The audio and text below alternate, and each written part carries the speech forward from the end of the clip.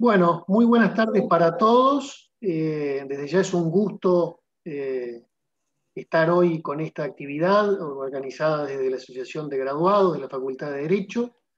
Arrancamos este año, 2021, con esta primera actividad, algo interrumpida para nuestra costumbre, producto ni más ni menos que de la pandemia, ya muy conocida para todos, por todos nosotros.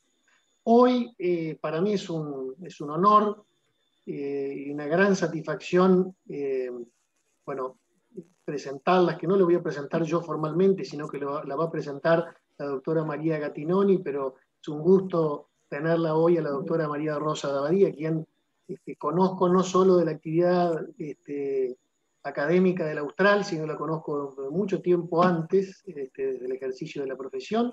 Hoy la doctora Abadí ejerciendo, bueno, la magistratura desde ese lugar, el derecho ejerciéndolo desde ese lugar y por supuesto de la actividad académica.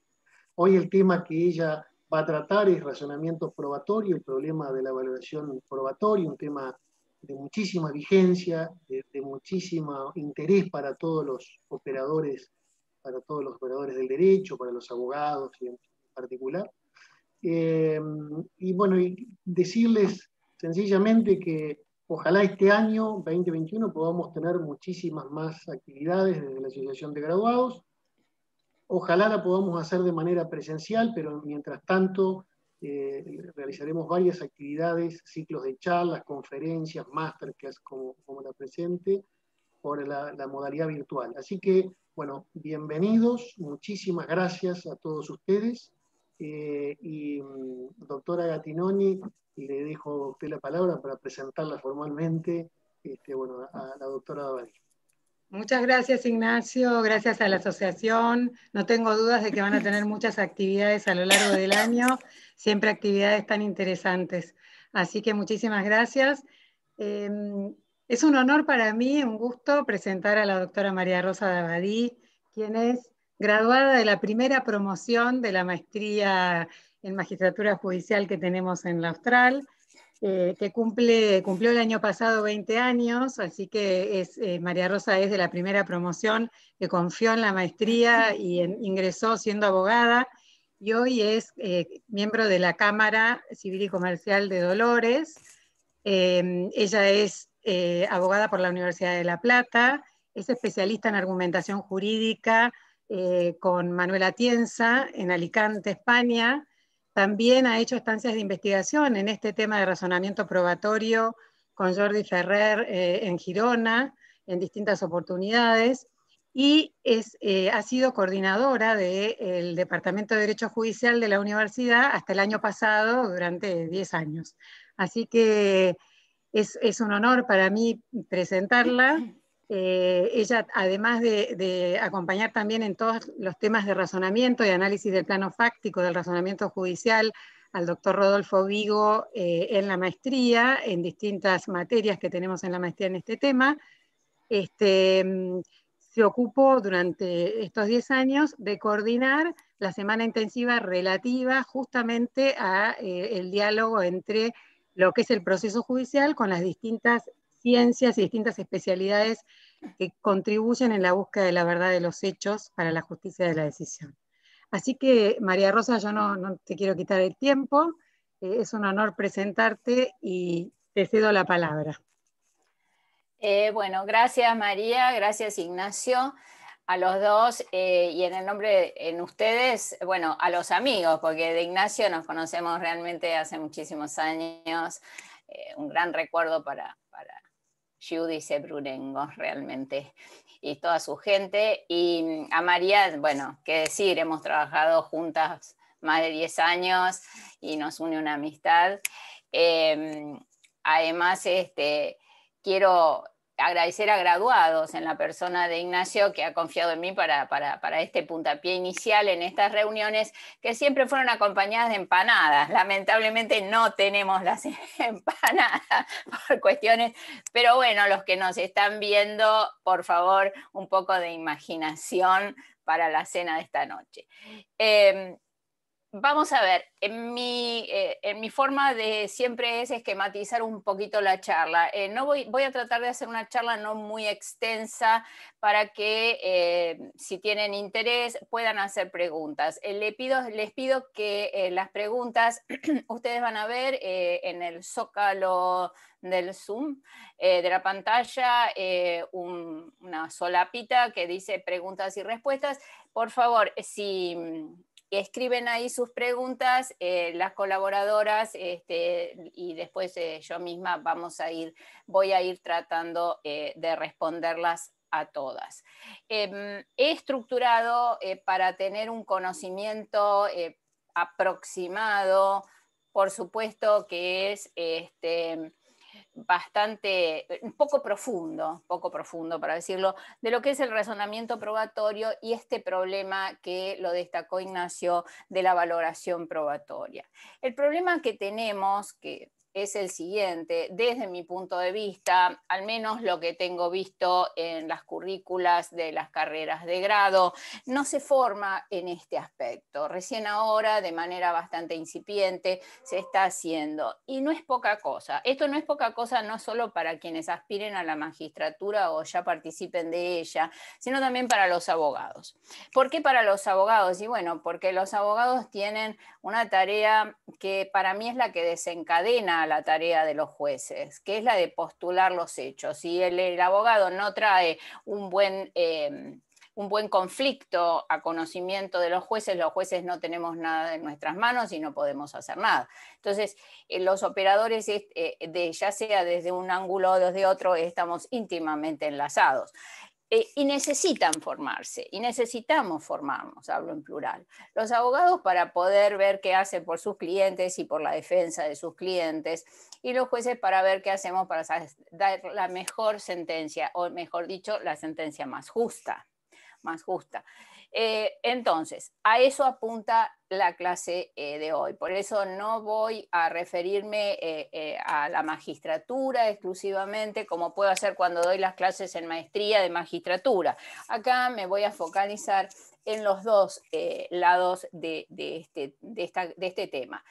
Además, en algún momento también lo debatí con relación al razonamiento probatorio, que en realidad es argumentación probatoria, es inferencia probatoria, es fundamentación probatoria, las voy a usar todas como sinónimos, aunque no lo son tanto. Si esto es un derecho o un deber de los jueces.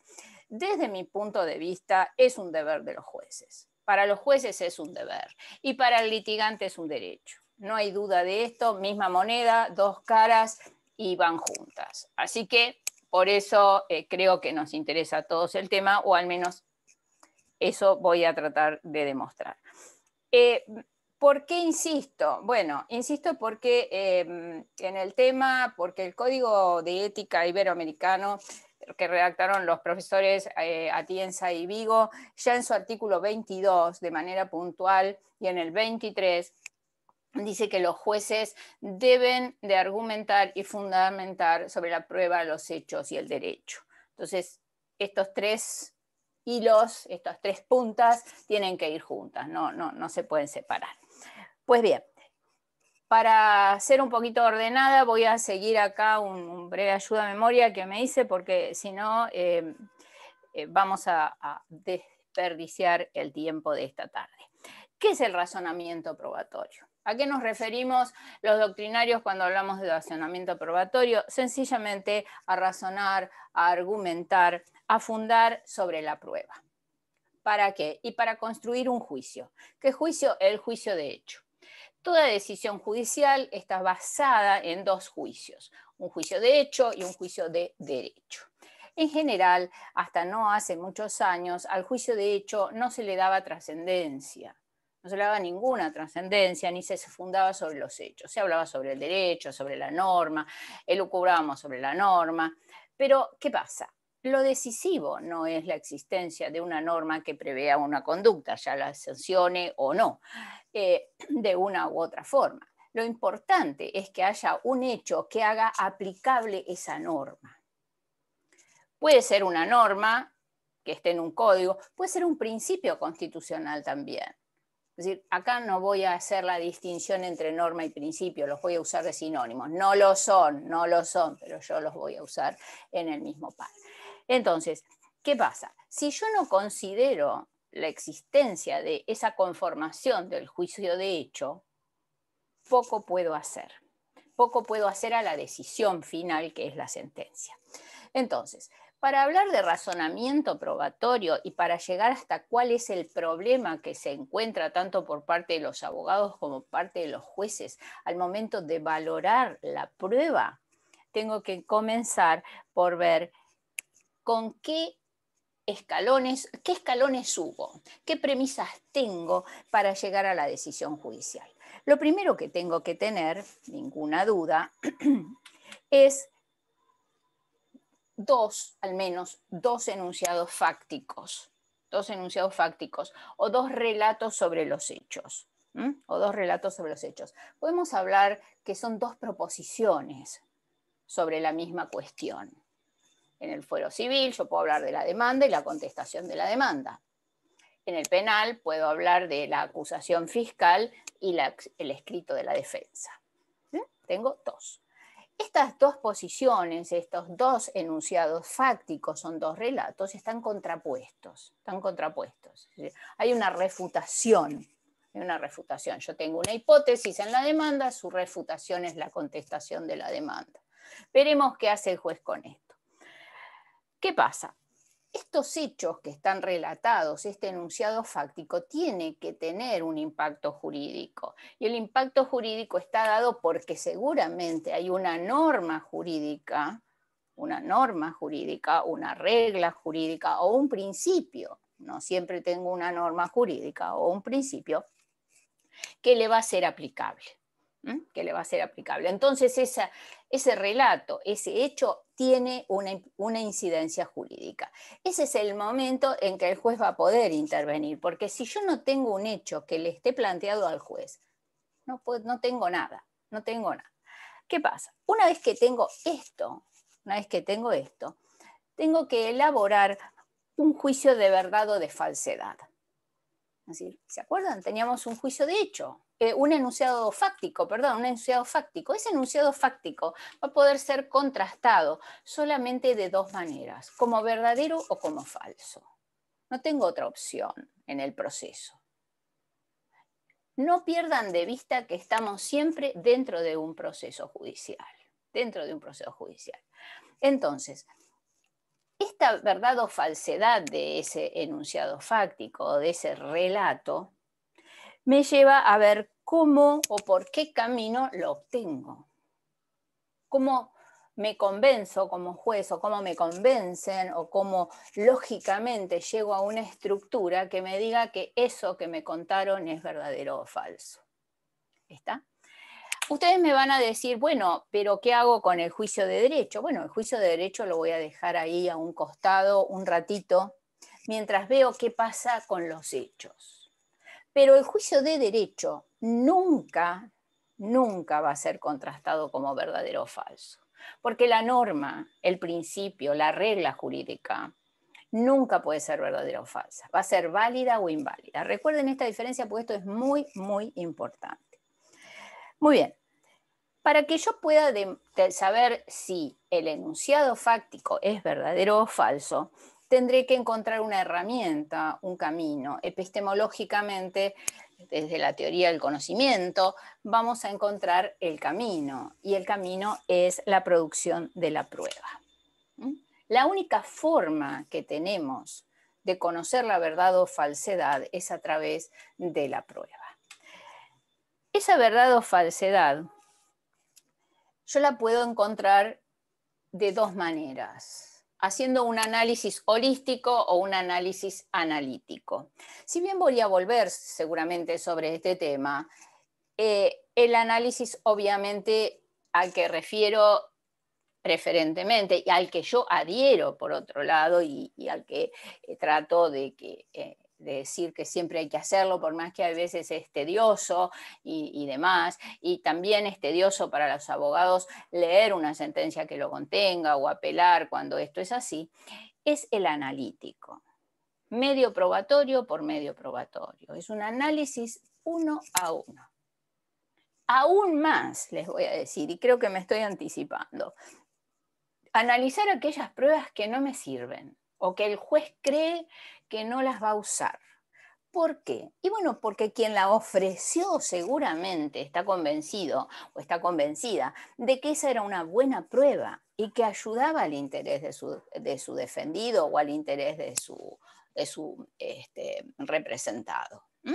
Así que tengan en cuenta esto, un análisis, una verificación analítica de la prueba,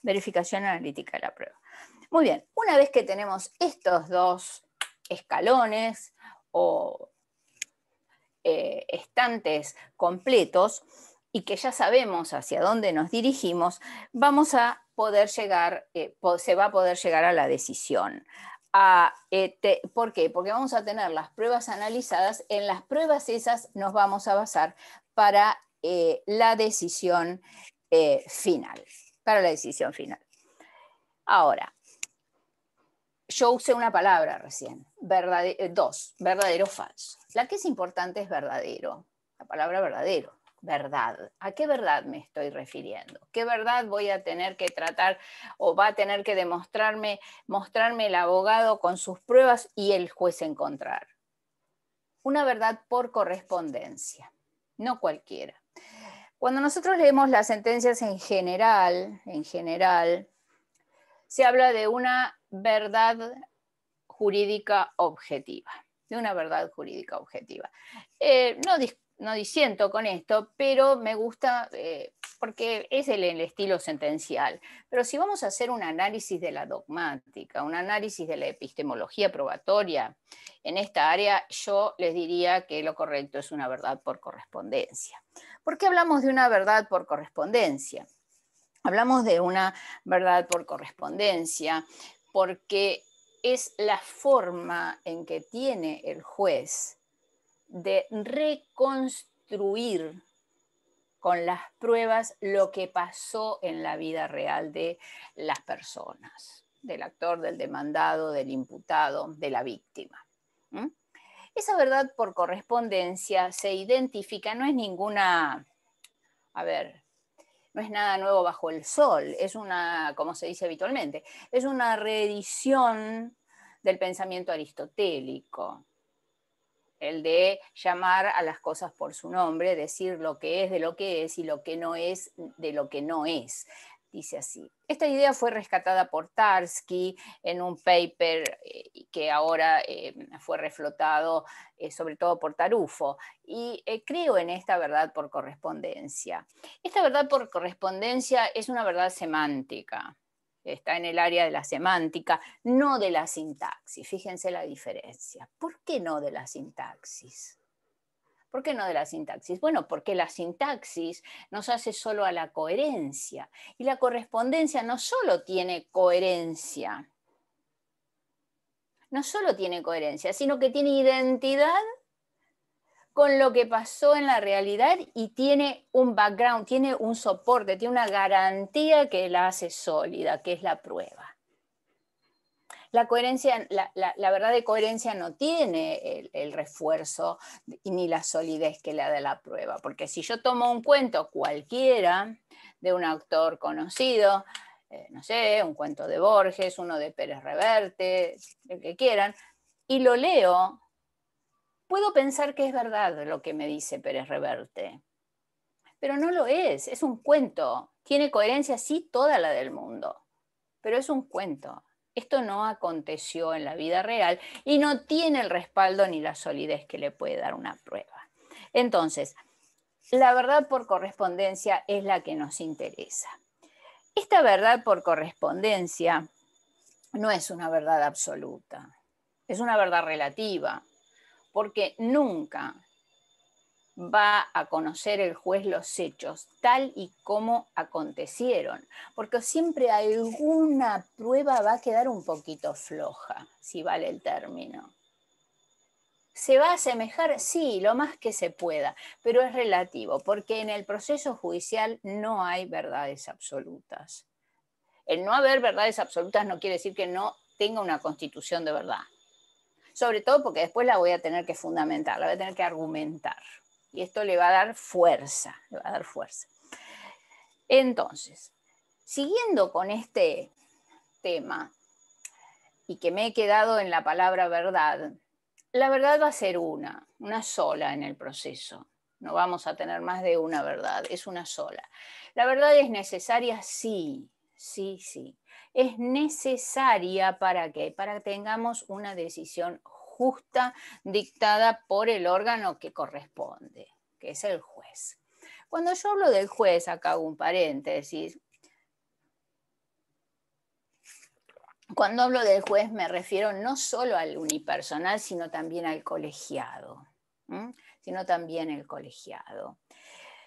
Es más difícil el encontrar y configurar la verdad objetiva, esta verdad por correspondencia, relativa en el colegiado, sí, sí, porque el colegiado tiene un funcionamiento diferente. La profesora Maya ha hablado mucho de esto y es muy recomendable leerla.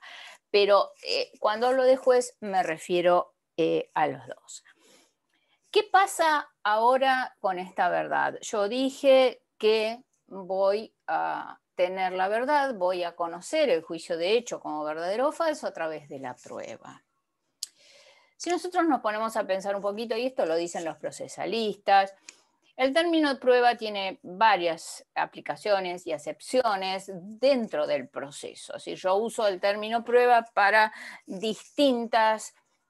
con distintos significados dentro del proceso.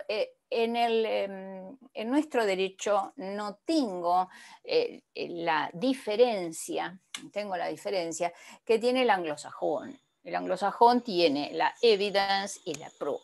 The evidence son los medios probatorios y proof es la prueba, la contundencia de la prueba, ya procesada por el juez. Pero acá no lo tengo. Entonces, tomo el término prueba, y hay autores que le dan 3, otros 4, bueno, distintos significados. Yo prefiero quedarme con 3 hoy. El primero sería los medios probatorios, los instrumentos que entran al proceso a través de la demanda, por ejemplo, o que trae la prueba que trae la defensa por los instrumentos, ya sean los testigos, los documentos, la prueba pericial, etcétera, a la que puedo llamar con mejor adecuación con el término medios probatorios o medios de prueba. Después tengo una acepción de prueba, que es el lapso procesal dentro del proceso, el lapso dentro del proceso, donde se están produciendo o se han producido ya los medios probatorios, tengo sus resultados, tengo el testimonio, tengo el dictamen de la pericia, el dictamen pericial, y el juez va a ir valorando uno a uno, como les dije antes, no holísticamente, analíticamente. Y después tengo un tercer paso, tercero y último, donde el juez hace un raconto de todo esto, una verificación de todas estas pruebas que ya valoró una a una y toma la decisión final. Probó, lo tuvo por probado. Hoy me interesa el del medio. Hoy me interesa esto de los medios de prueba producidos y esta conducta del juez hacia los medios de prueba, estos que ya tiene producidos. Se han tratado de la doctrina es frondosa en distintas teorías acerca de cómo decidir con relación a los enunciados fácticos y a la prueba, cómo hacerlo de la mejor manera posible. En realidad, esto no es sencillo, tenemos de la A a la Z, es una panacea, es un muestrario de teorías. Tenemos desde las absolutamente irracionalistas, donde dice que las que dicen y afirman, los autores que afirman, que el juez, bueno, decide como quiere, hace lo que quiere y elige la prueba que quiere y de la manera que le gusta. Y están los psicologistas que dicen, bueno, no, es una actitud de la psiquis y depende, bueno, será como se levantó el juez y que como desayunó de bien o mal, no lo sé, por si afecta a su psiquis es bastante aleatorio. Sí podemos mencionar dos, como para que les sirva de ejemplo, porque bueno, si estuviésemos en la maestría ahondaríamos en esto, pero no tenemos tiempo, por más interesante que sea. Pero sí quiero que les quede ahí latente su existencia. Una es una teoría que hace a un cálculo de probabilidades, que están tan de moda, las probabilidades cuantitativas, a través de del teorema de Bayes. Del teorema de Bayes tiene su origen en Estados Unidos en los 70 aproximadamente, y habla de probabilidades a priori de un hecho. Es decir, se parte de un hecho que es como la probabilidad de la producción de un hecho de determinada manera está a priori. A ese hecho, que está esa probabilidad del hecho determinada priorísticamente, yo le sumo una prueba, cualquiera, una determinada prueba. Esa prueba va a producir una variación en ese hecho a priori, dando como resultado el hecho como tendrá que juzgarlo o como tenerlo por juzgado el juez. Esto así parecería, no sé, llenar casilleros para los jueces que de probabilidades creo que sabemos poco, al menos yo no sé mucho, y obtendríamos una respuesta jurídica probable con un alto grado de certeza. Pero ¿qué pasa? En el teorema de Bayes, yo agrego una única prueba. Si lo transporto, mejor dicho, si transporto el teorema de Bayes con esta implicancia probabilística a priori a un proceso judicial, tendría que agregar una única prueba, pero resulta ser que no tengo ni un único hecho, ni tampoco tengo una única prueba. Por lo tanto, ya ahí el teorema de Bayes me está haciendo agua por todos lados y es muy difícil de que yo lo pueda hacer funcionar en el proceso judicial. Sí puedo hacer funcionar en alguna medida, la posición de Toulmin, de Stephen Toulmin. Stephen Toulmin es un filósofo. En su libro de Uses of Arguments, él hace vislumbra la siguiente ecuación. Nos dice, una información o prueba que está vinculada con un hecho determinado. Esto lo tenemos siempre en el proceso, una información o prueba vinculada a un hecho determinado, repito, y esta información o prueba va a tener una garantía de solidez, que la va a tener que encontrar el juez. Esa garantía de solidez, él la llama warrant, es una garantía. De alguna forma, en alguna medida, acá podríamos estar reflejando, o se podría estar reflejando, cómo es el accionar del juez frente al hecho que le traen las partes en el proceso judicial. El tema es encontrar la garantía adecuada.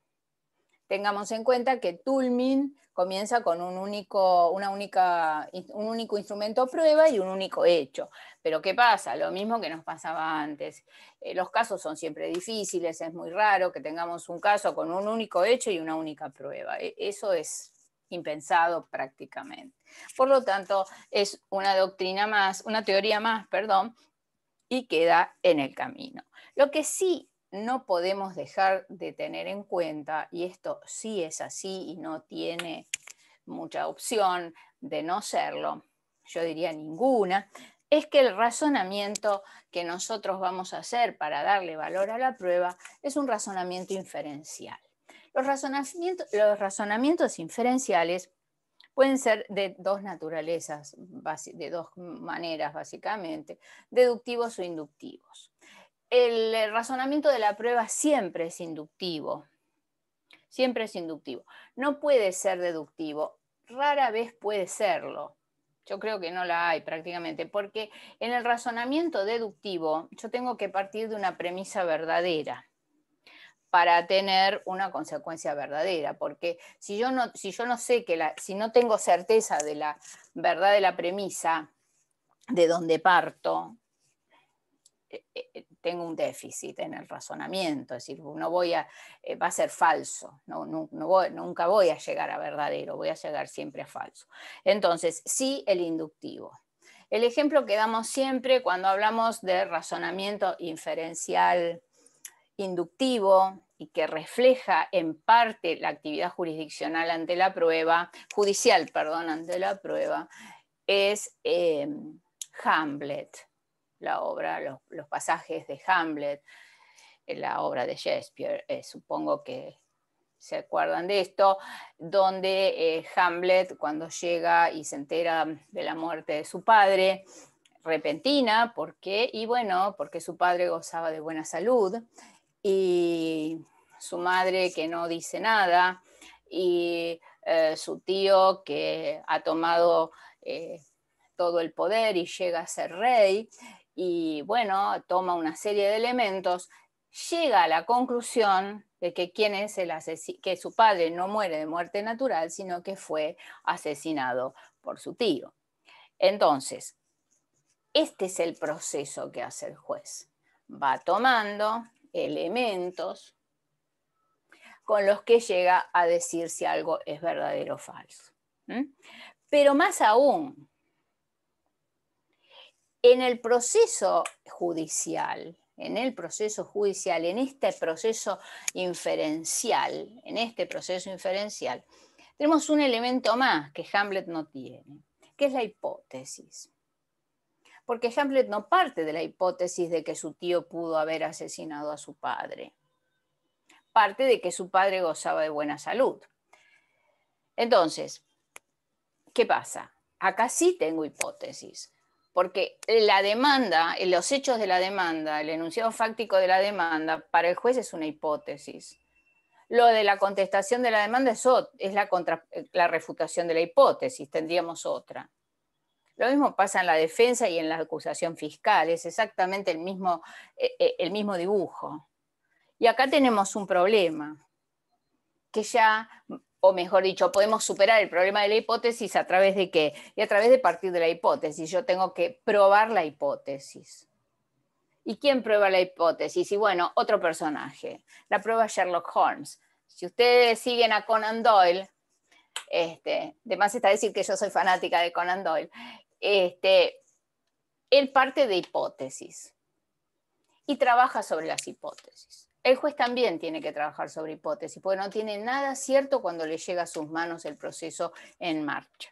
No tiene nada cierto, no sabe nada de esto. Vienen y le cuentan cosas, así nomás, le cuentan cosas, son relatos. Son relatos de los abogados que pueden ser verdaderos o falsos. Y si el abogado miente un poquito, yo siempre digo esto, si el abogado miente un poquito, bueno, un poquito se lo perdonamos. Mucho ya no, porque pasa por el tema de la ética. Pero la defensa por ahí amerita cambiarle un poquito el tinte a las cosas. No hay que hacerlo, pero lo suele pasar.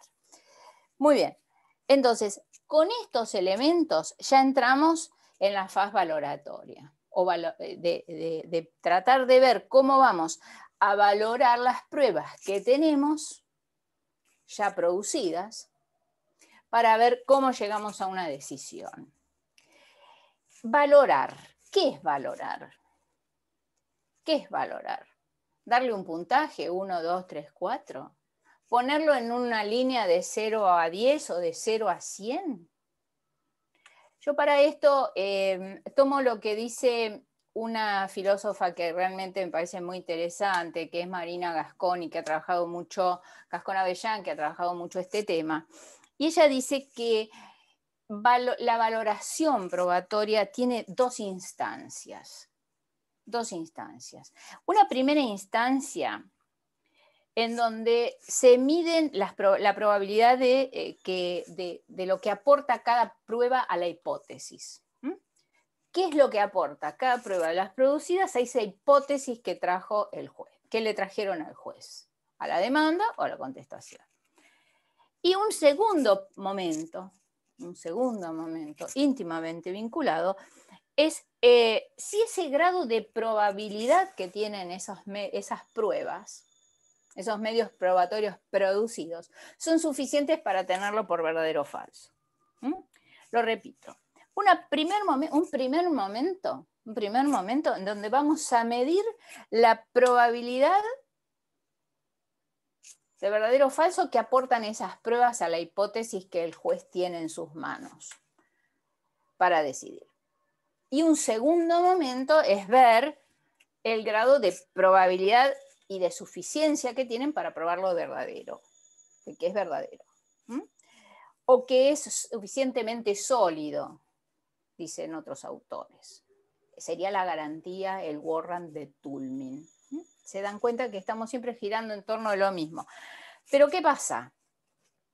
Yo acá me enfrento, cuando voy a hacer este trabajito, o esta tarea, cumplir la tarea valorativa, hacer esta, de alguna manera, medición o peso de los medios probatorios, me encuentro con que me estoy enfrentando a tres sistemas, básicamente, tres sistemas de evaluar esto, de evaluar la prueba. Uno de ellos es una inferencia probatoria, las llamamos inferencias probatorias normativas. ¿A qué me refiero con las inferencias probatorias normativas? Ni más ni menos que a la prueba tasada.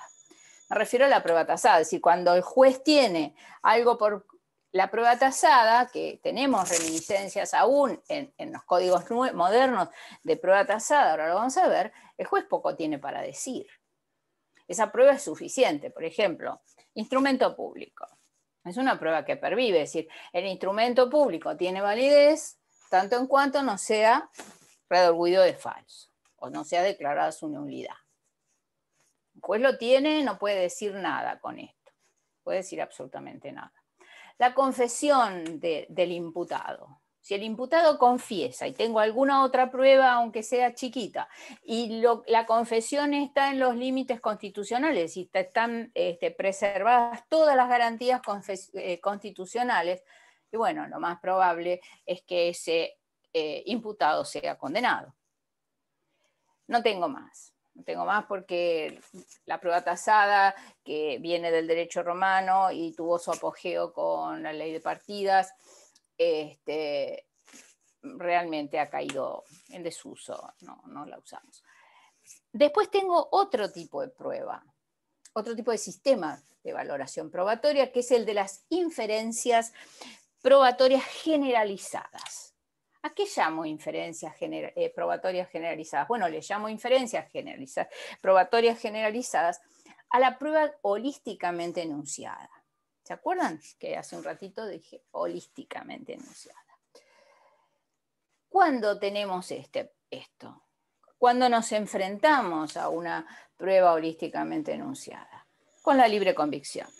¿Quién enuncia con libre convicción o quién juzga con libre convicción? El jurado popular. El juicio por jurados, el jurado popular, tiene libre convicción, no da fundamentación expresa. Dice culpable o inocente y si nos gusta el cine, guilty or not guilty en inglés. Es así. Mucho se debate sobre esto, hay quienes lo tienen muy estudiado y es su métier. Por ejemplo, Matías Din, amigo, y que lo hemos debatido muchísimo este tema, es una de las materias que se da en la maestría, tiene todo un análisis de fundamentación, de alguna manera, de esta libre convicción que no es tan libre. Y por último, la que nos interesa a nosotros y la que nosotros vemos a diario. Nosotros hablo de los abogados en ejercicio y los jueces en ejercicio. Y son las inferencias probatorias empíricas. ¿A través de qué? Y del sistema de la sana crítica. Sistema de la sana crítica que traen todos los códigos de procedimientos modernos. El análisis probatorio por la sana crítica.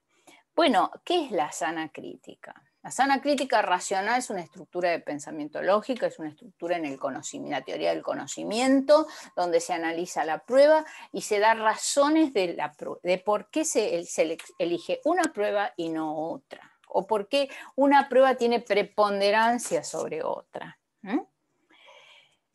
Esto nos va a, podríamos decir, más que podríamos decir que se puede elaborar, es posible, o mejor dicho, voy a hacer una pregunta. Me voy a preguntar si es posible elaborar una serie de reglas relativas o relacionadas con la sana crítica. La respuesta es que sí. No lo voy a hacer ahora. Ya hay algunas listados en algunos autores que nos dicen que, por ejemplo, estamos ante la sana crítica cuando hay coincidencia de más de dos o más medios probatorios que coinciden con relación a una hipótesis, la hipótesis se refuerza. Si hay afinidad en los medios probatorios producidos, la hipótesis se refuerza. Si hay máximas de experiencia relacionadas, la hipótesis se refuerza. Es decir, se dan cuenta que vamos sumando situaciones que dan solidez a la decisión de verdadero o falso de la hipótesis. Pero ¿qué pasa? Esta solidez que hablo, esta garantía, está dada por medios formales o no formales. A nosotros nos interesan los medios no formales, que es la argumentación jurídica. En definitiva, el razonamiento probatorio es argumentación jurídica. Si bien es inferencia inductiva, es argumentación jurídica. ¿Por qué? Y porque el juez tiene que dar razones en la selección probatoria. Hace un ratito yo mencioné máximas de experiencia. Las máximas de experiencia no son pruebas como tal, no son medios probatorios, mejor dicho, para usar el lenguaje adecuado. Son enunciados descriptivos de fundamentaciones empíricas que hacen al conocimiento del juez. Que los puede tener por su actividad judicial o que los puede tener como cualquier varón o mujer que va por la calle. Por ejemplo, cuando se afirma que el sol sale por el este, esto no es que el juez lo estudió, es decir, lo sabe porque toda la vida vio que el sol salía por el este, y así otras.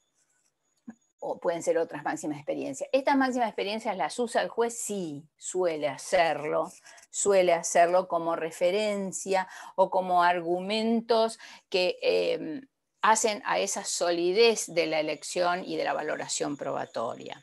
Sobre todo, y de esto por ahí volvemos, en la evaluación de la prueba pericial. Cuando se evalúa la prueba pericial es muy frecuente que el juez utilice las máximas de experiencia.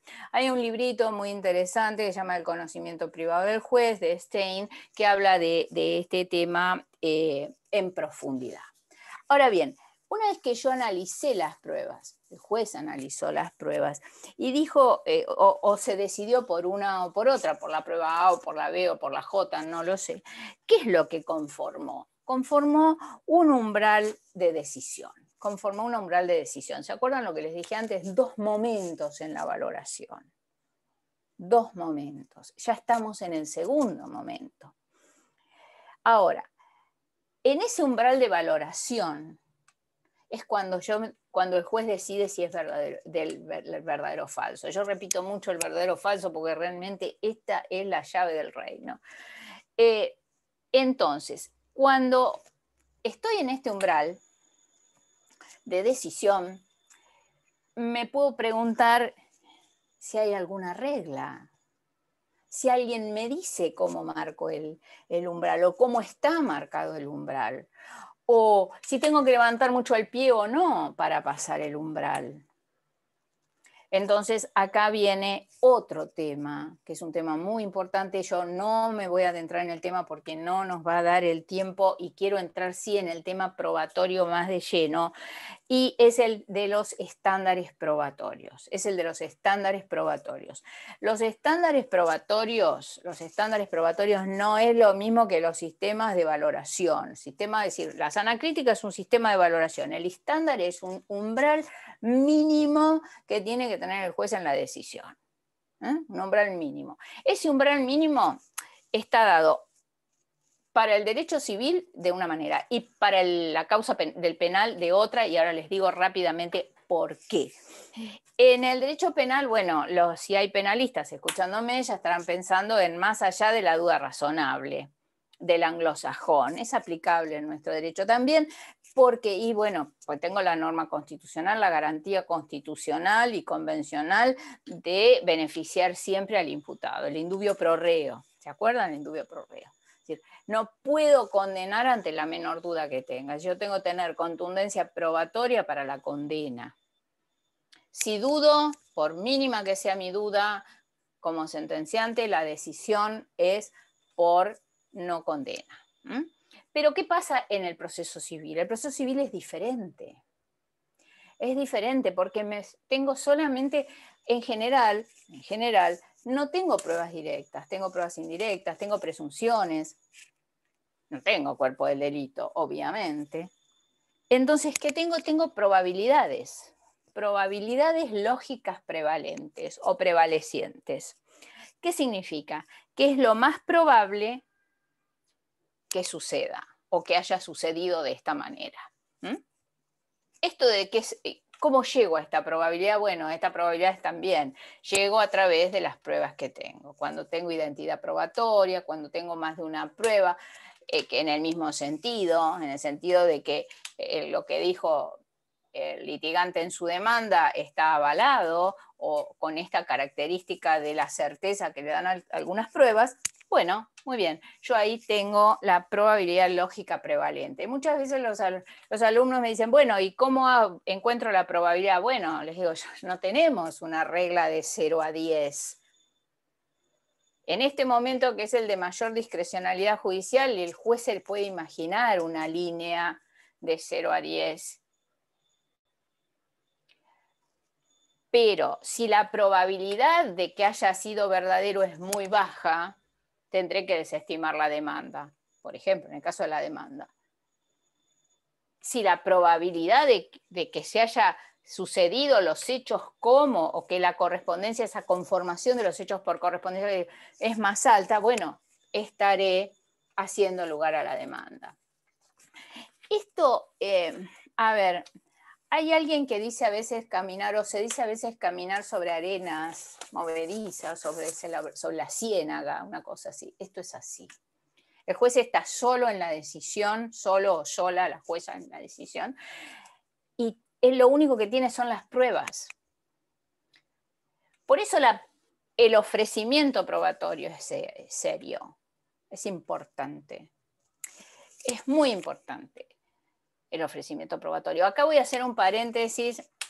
No me gusta el tema de dar consejos, y ya Ignacio y María dijeron que me conocen hace muchos años, y que yo sí, hace como 40 años que estoy haciendo esto. No sé si por suerte o no, gracias a Dios, o qué sé yo, pero bueno, en todos estos años yo he llegado a la siguiente conclusión. No sé si los que me escuchan me son contemporáneos, espero que no lo sean, así les es más utilidad, porque a los jóvenes por ahí les sirve más que a los que no lo son tanto. El tema es el siguiente. Cuando nosotros narramos un hecho, o hacemos la defensa del imputado, o el fiscal hace la acusación fiscal, o venimos a contestar la demanda, busquemos con lupa cuál es el hecho que hay que probar. No todo lo que hay alrededor. El hecho, después voy alrededor, el hecho esencial a probar. Eso es lo que tengo que probar primero. Después probaré todos los adornos que tiene el hecho alrededor. Porque, ¿qué pasa? Muchas veces converso con mi colega y le digo, mira, veo pasar el elefante blanco y no puedo hacer lugar a este recurso. Esta demanda fracasó. ¿Y por qué fracasó? Por esto, porque probaron todo lo que había alrededor del hecho esencial. Porque el juego este de la demanda, la contestación de la demanda, este juego de hipótesis, pues es un juego en definitiva. A mí me divierte esto, yo soy feliz haciendo esto. Es de encontrar lo realmente a probar y ofrecer esa prueba, no una multitud de pruebas que a lo mejor después, discúlpenme, pero estoy usando una terminología que no es muy apropiada, pero no sirven para nada. Entonces, si nosotros como abogados tenemos en vista esto, yo no les digo que van a ganar todas las demandas, todos los juicios, porque sería una utopía. pero que van a tener éxito seguramente. El tema no está en una multiplicidad, perdón, de medios probatorios. El tema está en ofrecer la prueba adecuada, la prueba que sea útil al proceso. Sobre esta palabra útil al proceso voy a volver, porque es importante. Pero bueno, cierro el paréntesis, vuelvo para ver un poquito prueba. ¿Vieron entonces? En este camino que tracé, lo más importante ha sido el medio utilizado para tener conocimiento del hecho y para declarar, conformar el juicio de hecho como verdadero. Una vez que yo tengo conformado el juicio de hecho como verdadero, voy a ir a buscar el juicio normativo o el principio que voy a aplicar. Y voy a hacer un proceso ahí de selección normativa, que en este momento no nos interesa. Pero ¿qué pasa? La prueba, dejando de lado todo lo que dicen los códigos de procedimientos sobre el ofrecimiento, el momento, eso, a mí acá lo que me interesa es saber cómo se me presenta la prueba y cómo enfrenta no solamente el abogado la prueba, el ofrecimiento probatorio, sino cómo el juez debe de enfrentar la prueba. Hay dos pruebas que serían esenciales en la mayoría de los casos, que más allá de las instrumentales, obviamente, son los testigos y las periciales. No me voy a ocupar de los testigos porque es un tema que está en desarrollo actualmente, se habla mucho y con posturas muy interesantes sobre la valoración y la evaluación de la psicología del testimonio, no del testigo. Tengan en cuenta esto, por favor, porque que el testigo se frote la mano no significa que está mintiendo. A lo mejor testigo es la primera vez que se sienta en un banquillo a testimoniar y el pobre está desesperado. O quiere decir la verdad y sabe que cuando salga de ahí lo van a insultar porque dijo la verdad, entonces sí, se frotó las manos. Pero no, no me voy a referir a eso, me voy a referir a la prueba pericial. Una prueba pericial que en una gran cantidad de casos, define la situación. Bien o mal, pero la define. Entonces, en el caso de las pruebas periciales, hay algo muy importante que es el ofrecimiento. En los procesos civiles, que está ahora el tema oralidad, etcétera, depuración probatoria, yo creo que los jueces, entiendo que los jueces de la instancia suelen tener mucho trabajo, todo eso lo entiendo perfectamente, el trabajo virtual, etcétera, pero revisar los puntos de pericia les facilitaría a todo el mundo la decisión final. Eso no tengo duda, no tengo duda. Pero me interesan dentro de las pruebas, las llamadas pruebas, porque hoy día esto es muy frondoso y se abre el panorama de las pruebas forenses y el estudio de las pruebas forenses y las pruebas científicas o probabilísticas, que en realidad las pruebas científicas son en general probabilísticas. ¿Y cuál es la actitud de los abogados y de los jueces como abogados, en realidad, porque somos abogados, frente a las pruebas científicas? Porque la verdad sea dicha, entendemos poco y nada. Entonces, pruebas científicas, que haya una prueba científica hoy día es muy frecuente, es muy frecuente. Bueno, el ADN en los abusos, tenemos que verificar la autoría, la podemos verificar por la contrastación del ADN. Cuando un juez se encuentra frente a un resultado de esta prueba, bueno, lee al final, porque si se pone a mirar todos esos cuadritos con los alelos, no entendió nada. La doctora Gattinone dijo hace un ratito que yo estuve durante 10 años a cargo de una materia de magistratura. Sí, enseñábamos esto y seguirán enseñando esto, porque la persona que sigue en el cargo me voy a encargar de decirle que lo enseñen a leer esto, porque los jueces y los abogados tenemos que de alguna manera, aunque sea básicamente, aprender a leer esto. Otra prueba científica es todo lo que hace a las pruebas informáticas. Las pruebas informáticas, porque bueno, nosotros sabemos, seguramente todos ustedes saben el home banking, saben cómo mandar el WhatsApp, el mail, lo que generalmente saben también, supongo, deduzco, lo que es una IP. Pero ¿qué pasa? ¿Cómo la obtenemos? a esa prueba? ¿Cómo garantizamos de que llegue indemne hasta la situación final, que es la emisión del dictamen? Un ejemplo de esto muy interesante es la causa Rodríguez con Google, la Corte Nacional, la primera vez que habla de los servidores, de los buscadores Google y Yahoo. Lo primero que hizo la Corte fue que hacer una explicación, explicar qué es un buscador y cómo ingresan los datos al buscador. Bueno, todos estos detalles que para un millennial podría ser una tontería, resulta ser que para los miembros de la Corte y en general para toda la audiencia jurídica no lo es. No lo es. Tenemos que aprenderlo. Y está bien que así sea.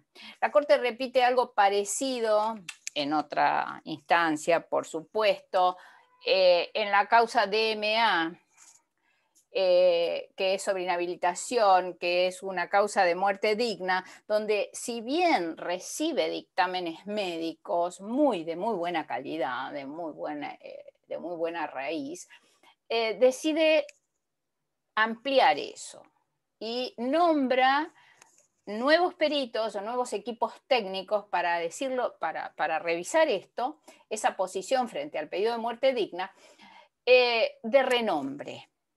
Fíjense, de renombre, no cualquiera, de renombre. Y con eso toma su decisión.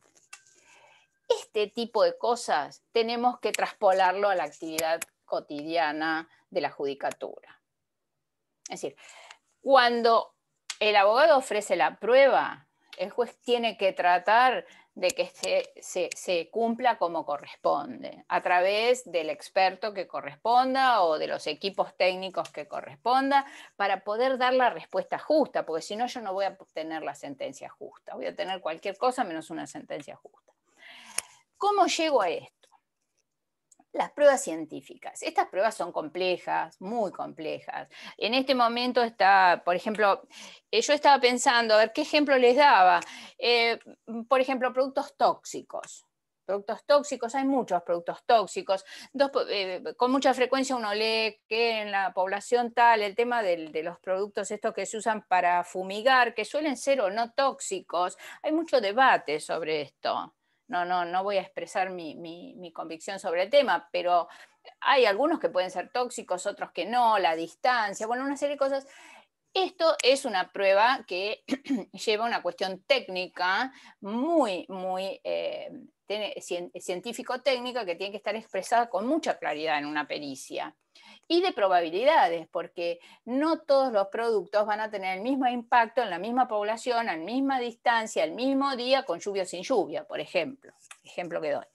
Otro tema se me ocurrió a raíz de todas estas noticias que estamos teniendo sobre los efectos de las famosas vacunas COVID.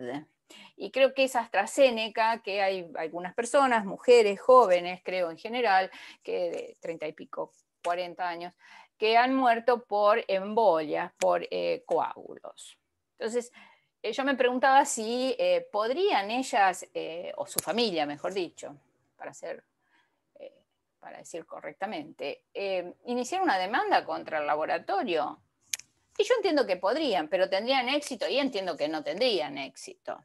Entiendo que no tendrían éxito porque podría llegar a pasar. Estoy hablando en potencial porque es un tema que se me ocurrió hoy buscando justamente un ejemplo, que podría llegar a pasar algo similar a lo que sucedió con 3 causas que yo tengo acá. Una es Daubert con Merrell, Corte Suprema de Estados Unidos, año 1995.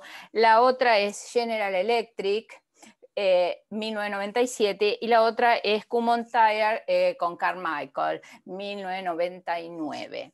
Donde las demandas no prosperaron hasta no tener realmente certeza de la ciencia aplicable, la teoría aplicable, para conocer a ciencia cierta si había habido daño a raíz, en un caso de un medicamento, en otro caso de un elemento eléctrico y en Cumo del estallido de los neumáticos. Entonces, Esas teorías, hoy sería la teoría de la vacuna. Sería la vacuna, es decir, yo de la teoría de las vacunas estoy viendo que tiene primera etapa, segunda etapa, tercera etapa, que en niños, que que en gente de más de tantos años, distintas franjas etarias. Entonces, todo eso tiene que estar probado. Estas causas que les digo que desde mi punto de vista tienen cierta afinidad con la causa, con este tema de vacunas y con las causas de productos tóxicos, dio origen a una serie de puntos, pautas, en que una ciencia puede ser tenida en consideración, aunque sea novísima, nueva, última, novedosa, en un proceso judicial. ¿Por qué? Bueno, en tanto en cuanto sea útil a la causa. ¿Se acuerdan que hace un ratito hablé de la palabra útil? Bueno, útil a la causa.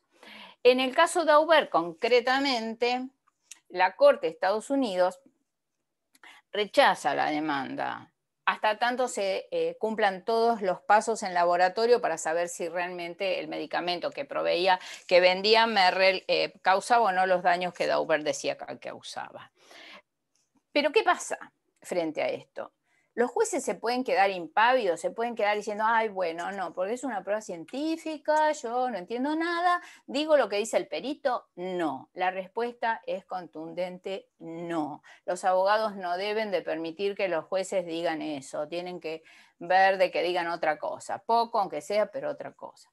Los jueces frente a la prueba científica o las pruebas técnico-científicas, estas más complejas, incluso ante una prueba común, llamo común porque son de frecuencia, frecuente como puede ser una prueba médica, una prueba hasta caligráfica, una prueba caligráfica, una prueba médica, una prueba de ingeniero mecánico, no sé, la contable, la que se les ocurra, el juez lo primero que tiene que ver es quién la hizo.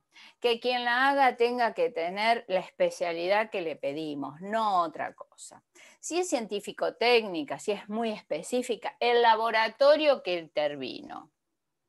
Si tiene que tener tecnología, señores, por favor, que tengan la última tecnología.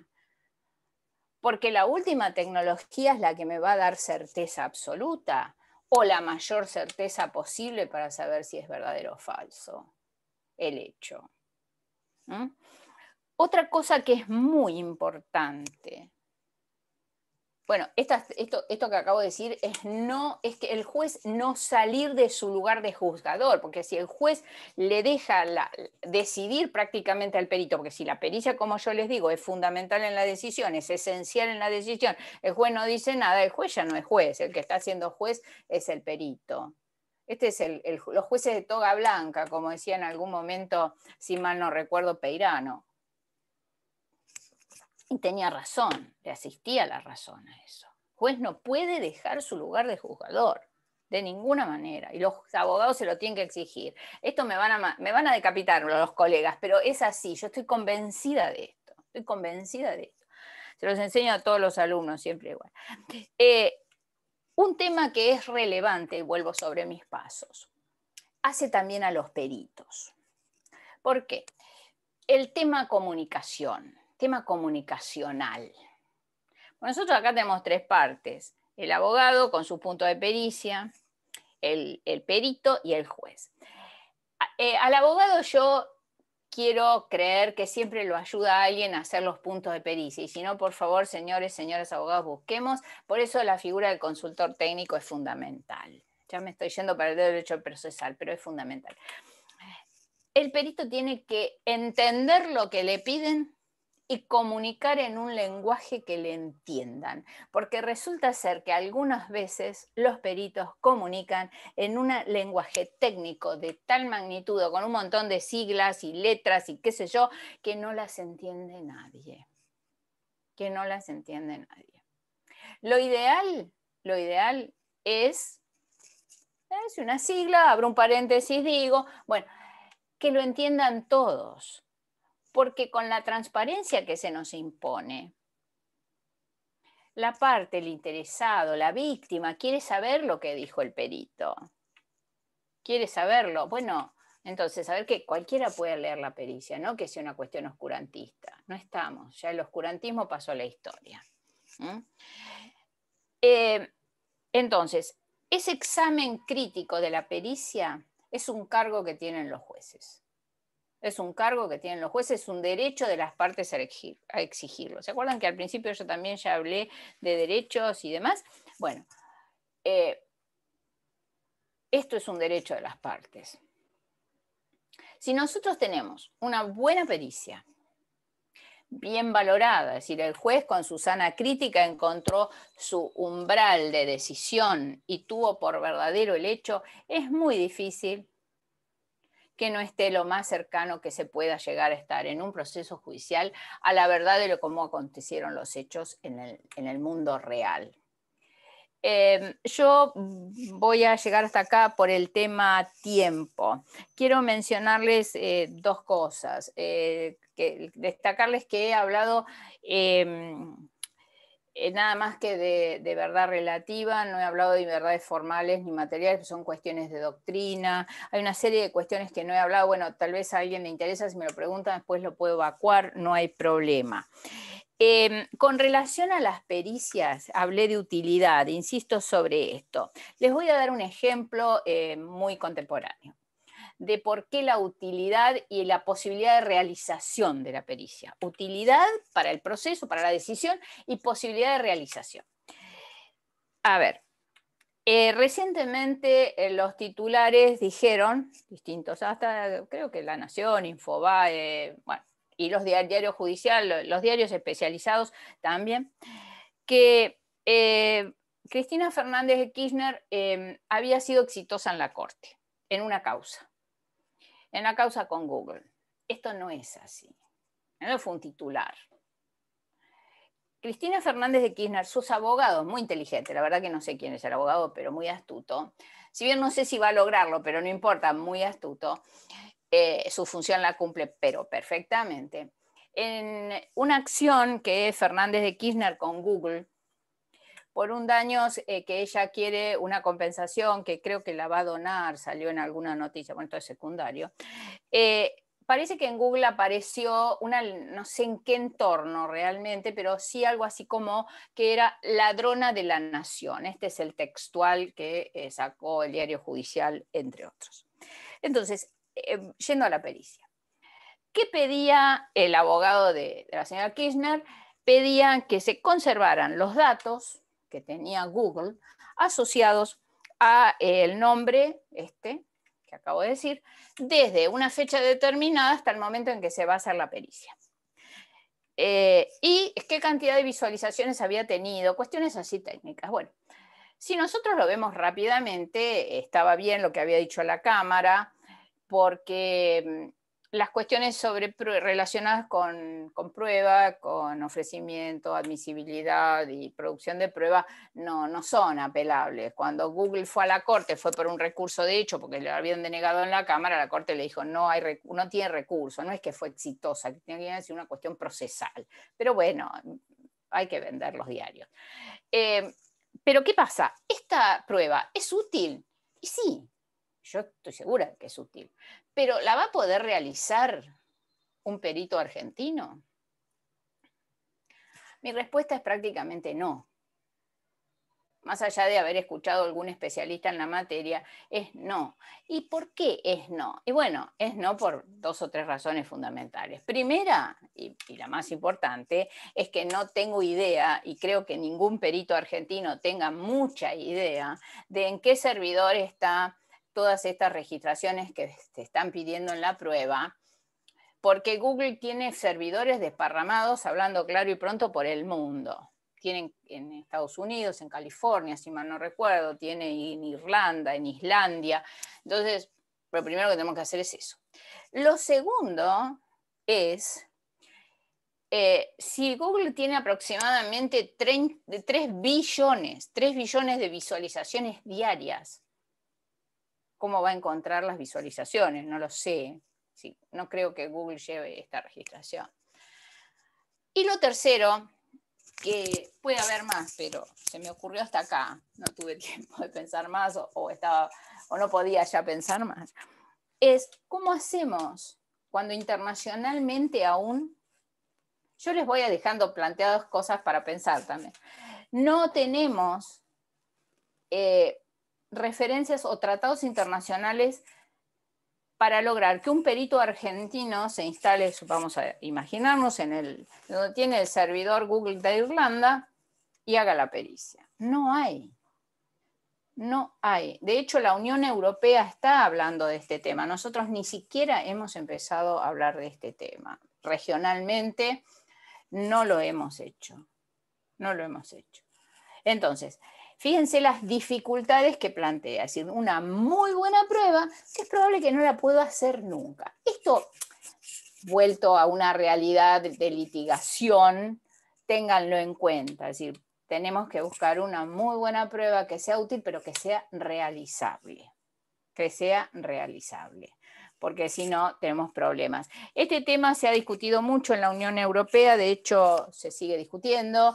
El año pasado nosotros hicimos unas jornadas sobre informática jurídica, etcétera, etcétera, y tuvimos un ponente, un español, un juez español, Joaquín Delgado Martín, que habló sobre este tema, un tema muy complejo del derecho internacional incluso involucrado. Bueno, creo que con esto he tocado todos los temas que tenía más o menos agendados. Espero que no se hayan dormido mucho. Bueno, veo que hay algunas preguntas acá. No sé. María Rosa, ¿querés que yo voy? Dice, buenas tardes, Hola, muy buena Maca. tu exposición. Gracias. Si te parece bien, yo te voy diciendo las preguntas, así vos vas contestando, así le damos lugar a todos los que preguntaron. O dale, me decís cómo se llama la persona, si yo lo miro acá y le voy. Perfecto. Dale. Buenísimo. Bueno, Adrián Díaz Critelli preguntó. Perdón, Macarena, no sé si Ignacio quería decir algo. ¿Querías decir algo, Ignacio? No, simplemente, no, María Rosa, simplemente si a vos te resulta más cómodo ver vos la pregunta e irla respondiendo también, sí. Si no la vas leyendo Maca. Sí, mira, yo las estoy viendo. Cualquier cosa le pido ayuda a Maca. ¿Me estás atenta, Macarena, porfa? Sí, por supuesto. Apago el video para que esté más. Dale, gracias. Bueno, acá la primera es de Adrián Díaz Critelli. Pregunta si no sería la clasificación de sentencia correcta que justa. Bueno, Adrián, este es un debate, pero correcto hace a la estructura.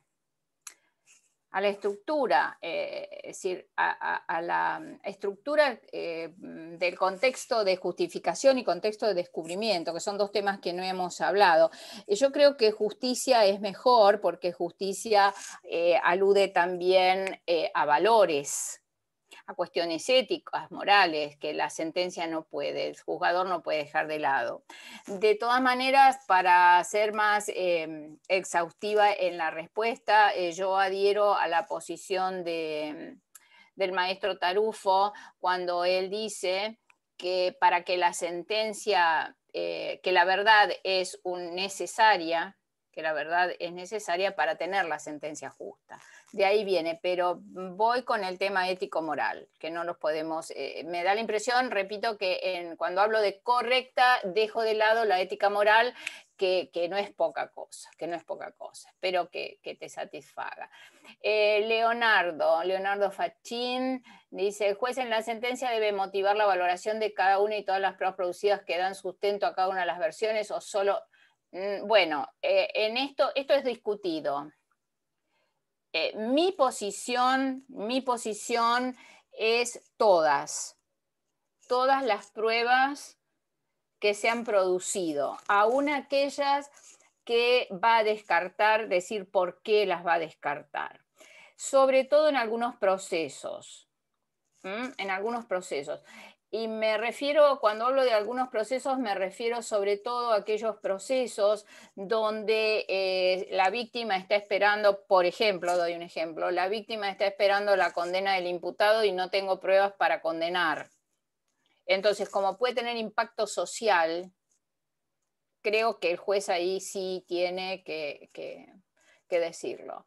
Y estamos hablando, a ver, voy a otra cosa. Estamos hablando del juez de la primera instancia. Vamos a ponernos en la primera instancia, la sentencia de mérito.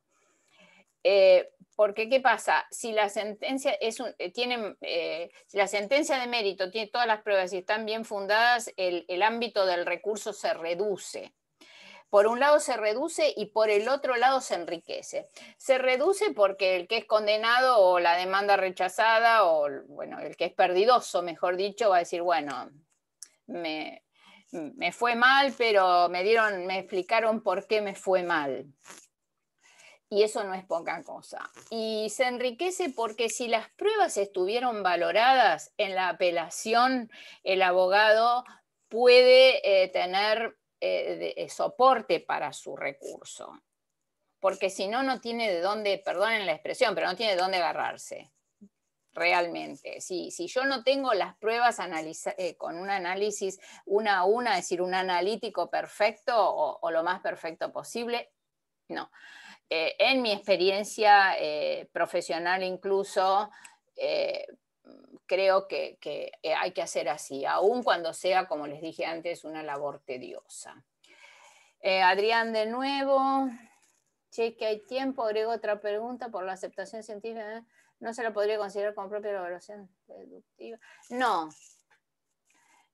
porque deductiva no, porque en ese caso tendríamos que tenerlo siempre como una premisa verdadera y puede ser que esté afectada la cadena de custodia, Adrián. Siempre en ese tipo de pruebas, la cadena de custodia, no he hablado de esto porque no me daba el tiempo, pero tiene incidencia, Por favor, María Rosa, decir toda la pregunta, para que los demás sepan la pregunta. La pregunta. Bueno, la pregunta, perdón, Maca. La pregunta era si había tiempo, agregaba si la aceptación de la prueba científica de ADN no es inferencia deductiva. Le digo que no, Adrián, porque la inferencia deductiva parte de premisa verdadera. Y yo no sé si es premisa verdadera si no relevo, por ejemplo, la cadena de custodia. ¿A qué me refiero con la cadena de custodia? Que el material obtenido sea, bueno, se haya obtenido cabello, sangre en el papelito ese que ahora no me acuerdo cómo se llama, uñas, el cortado de uñas cadavéricas o no cadavéricas con restos de epitelio, eso haya sido trasladado sin afectación alguna, porque si yo tengo material afectado, estoy mal, o si hay algún problema en la extracción, es decir, tengo una anécdota, es decir, bueno, en un momento fue uno de mis secretarios a ver a certificar una extracción de piezas dentarias, porque el diente conserva material. Bueno, y cuando volvió le digo, bueno, todo bien, no, sí, todo bien, dice, pero no va a pasar nada. ¿Por qué no va a pasar nada? Y no, bueno, porque no tenía dientes propios, claro. Entonces, ¿para qué le sacamos los dientes si no tenía propios? Eran todos implantes. Esto parece una tontería, pero suele pasar. Entonces, no, el juez tiene que valorar todas estas cosas.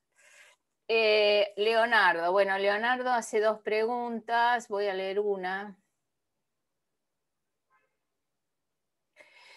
Leonardo, tomo esta que dice si él pregunta si el grado de probabilidad de suficiencia es lo que algunos autores llaman estándares probatorios.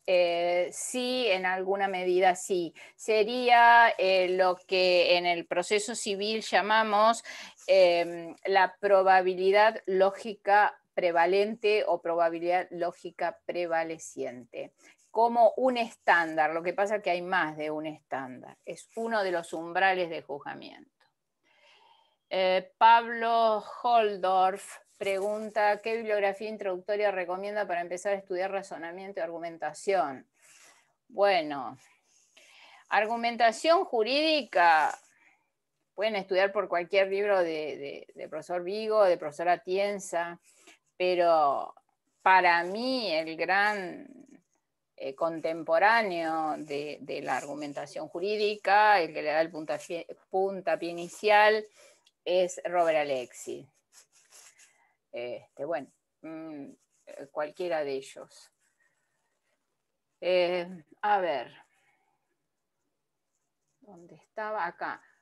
Bueno, Leonardo, otra vez. Leonardo, te voy a tener que censurar, pero a ver, el grado de probabilidad lógica es en relación a la hipótesis o de cada uno de los hechos que integran la hipótesis. Bueno, habrá que ver qué nos queda de la lectura de la hipótesis. En general es cada uno de los hechos de la hipótesis. Cada uno de los hechos de la hipótesis, que sean hechos esenciales, no hechos accesorios, hechos esenciales en la hipótesis. Eso hay que ver el relato. Por eso cuando se hacen los relatos hay que tratar de hacer relatos que estén, sí, pueden tener alguna palabra de coadyuvarlo, así valorativa, digamos, pero lo más neutro posible. Napoleón París dice, en caso de que no tengamos prueba específica del hecho central, es importante probar el resto de los elementos que nos lleva a ese hecho. ¿Cómo recomienda llevar al punto probatorio? Bueno, en general no tenemos, es muy difícil tener una prueba del hecho central, que llamaríamos una prueba directa. Vamos a ir armando lo que se llama un plexo probatorio, un abanico probatorio con presunciones del resto, inferencias presuncionales del resto de los hechos. Esto es una tarea complicada, pero es la tarea más frecuente. Tengan en cuenta que tenemos casos difíciles, en general los casos no son simples, es decir, no tenemos un solo caso con una única prueba. Tenemos un caso que tiene un montón de hechos, a lo mejor el hecho a probar es uno solo, pero no tengo prueba de eso, entonces tengo que ir probando, tengo que ir armando el contexto en el que se produjo ese hecho, para darle la suficiencia en una probabilidad altamente suficiente. A ver. Bueno, acá Leonardo vuelve a preguntar algo de la prueba científica que quedó contestado, entiendo. Edras Rolón pregunta, o dice, mejor dicho, algunos códigos establecen el deber por parte del juez de buscar la verdad. ¿Cuál es la postura al respecto? Personalmente creo que el juez solo puede llegar a una conclusión de la verdad que las partes aportaron y probaron. Bueno, en realidad se conforma la verdad, hay que buscar la verdad. Hay que buscar la verdad objetiva, como dice la Corte Nacional, como decía nacido esto, tiene su origen en un pronunciamiento de la Corte de Estados Unidos, pero la verdad por correspondencia. El fin del razonamiento es encontrar la verdad, porque si yo no busco la verdad, puedo enunciarlo como lo tengo por verdadero, pero en realidad es un juego de palabras. Yo tengo que tratar de conformar, de armar esa verdad en el proceso lo más parecida a lo que pasó en la vida real, con la mayor identidad, si puede ser mejor la expresión. Pero la verdad es el objetivo final, si no, no hay... no es llegar a una conclusión de la verdad, en realidad se llega a una conclusión de que es verdadero, pero es una verdad que está sustentada en prueba, no es una verdad que está flotando, digamos, es una verdad que tiene un soporte probatorio, un soporte serio.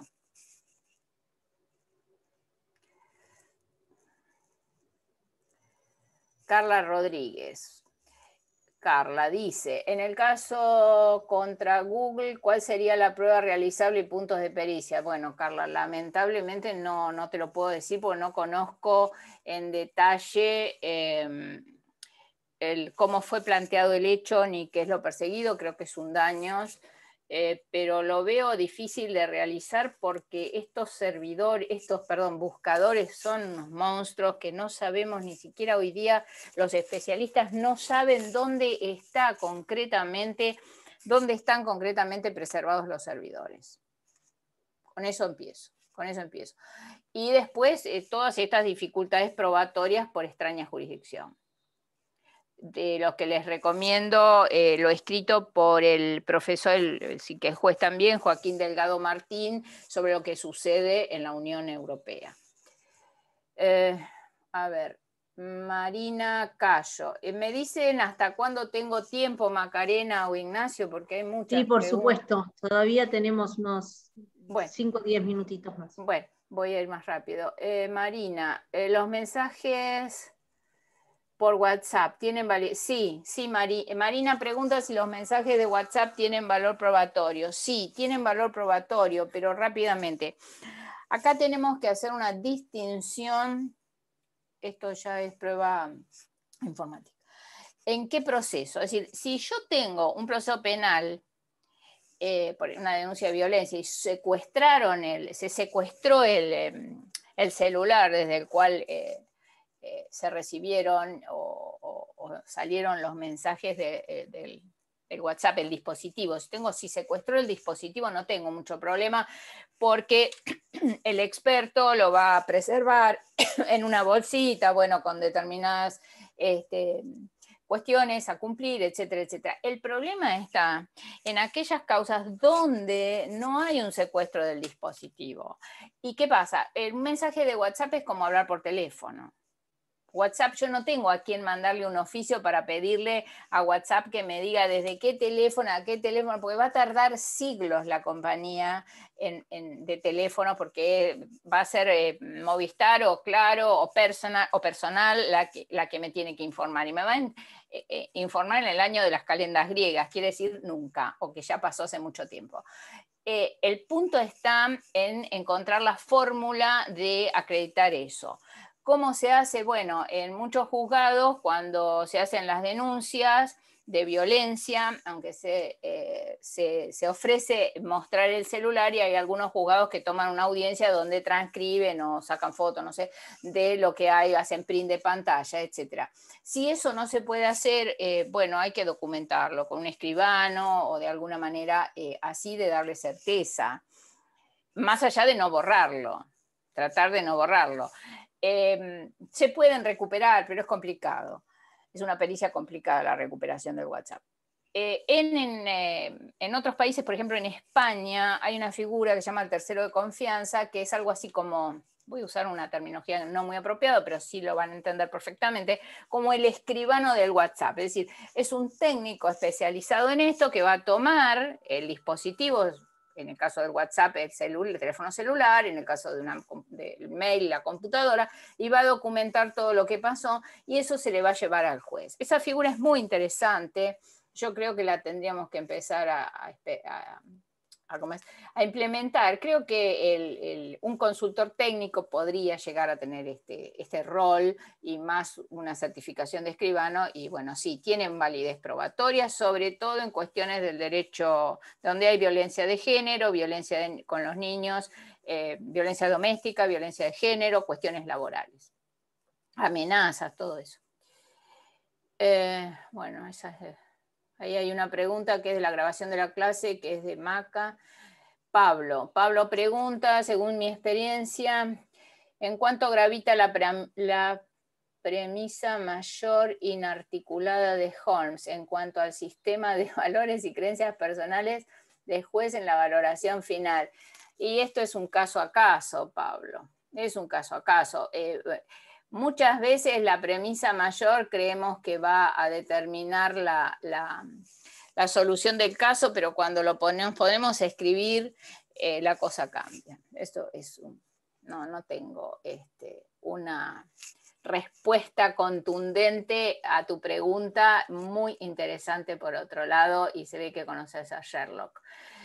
Lucio Fontana, respecto de la prueba pericial, En la práctica resulta casi imposible obtener dictámenes fundados, en especial en sobrados conocimientos técnicos. Ello por cuanto el perito se lo sortea y solamente en algunos casos lo puede proponer la parte. En otro orden, veo que los jueces por lo general no ejercen las facultades que contiene 471, que pueden ser solicitadas, creo que dice, por la parte de oficio al juez.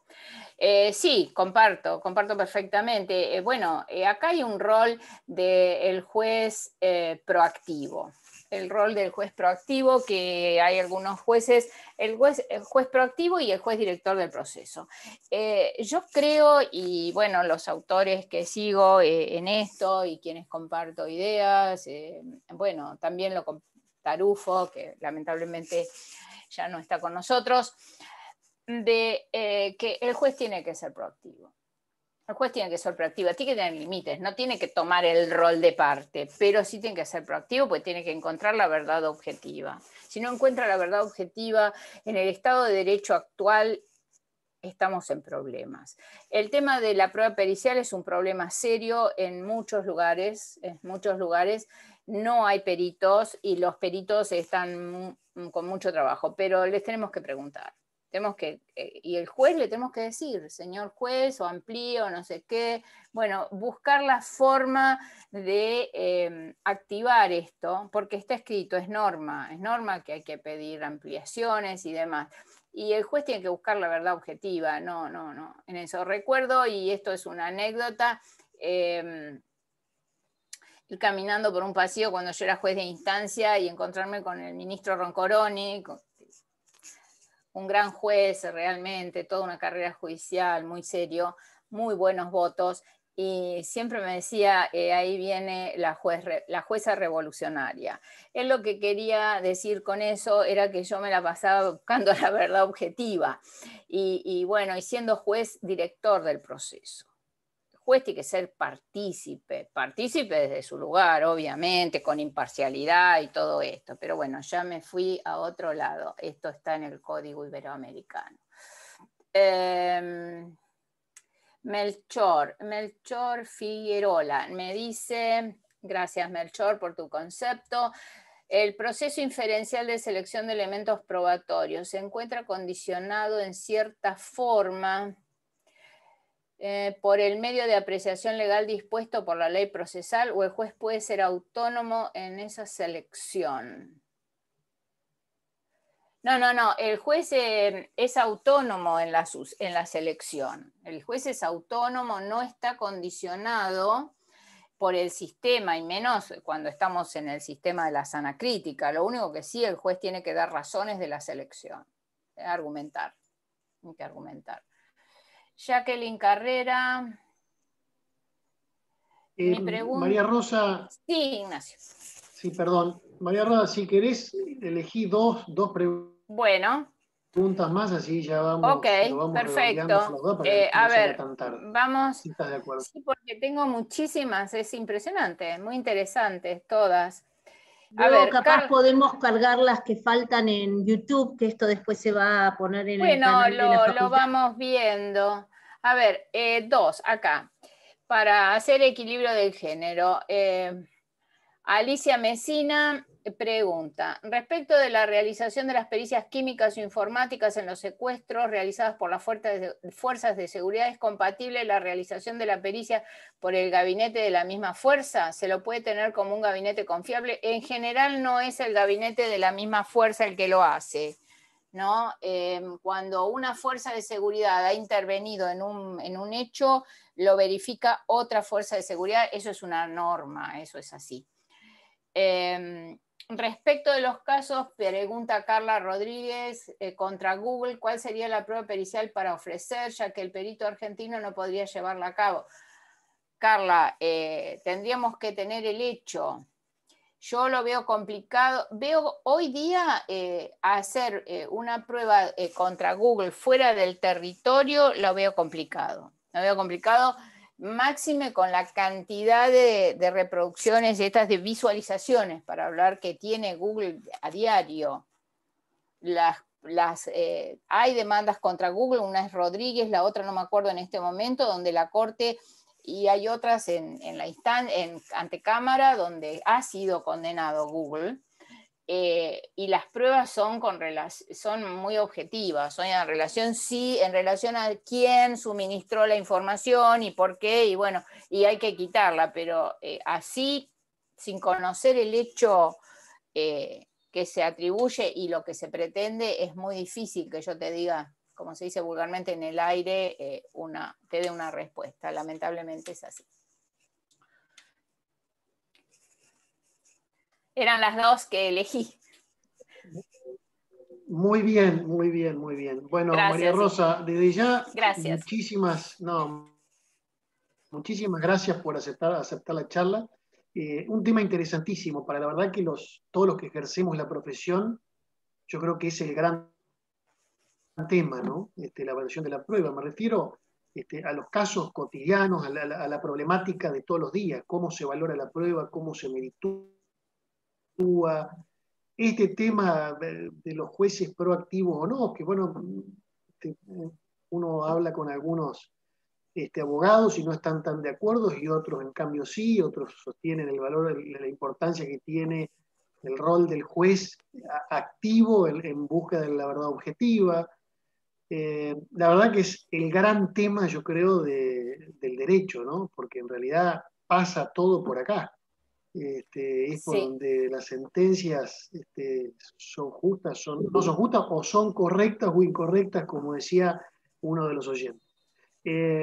Bueno, yo te agradezco muchísimo todo el aporte, aparte de nada, como te conozco de tantos años, has estado tanto en el ejercicio de la profesión de abogado libre, y ahora, digamos, del otro lado, del lado de la magistratura. Así que, tengo más de abogada que de jueza, ¿eh? Sigo que vos para... Por ahora sigo con más. Eso por es muy ahora importante. Ganan los años de abogada a los de jueza, por ahora. Sí. No, es muy importante.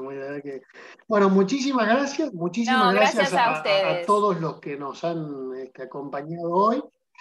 Gracias, gracias desde a la ustedes. Asociación de Graduados vamos a seguir invitando a charlas. Bueno, vos, María Rosa, sos parte de la comisión directiva, así que, bueno, muchísimas gracias nuevamente. Y un saludo para todos. Pronto tendremos nuevos encuentros. Gracias Macarena, gracias Inés. Muchísimas gracias. Bueno, gracias a todos. Nos vemos pronto. Gracias a todos los que nos escucharon. Hasta pronto.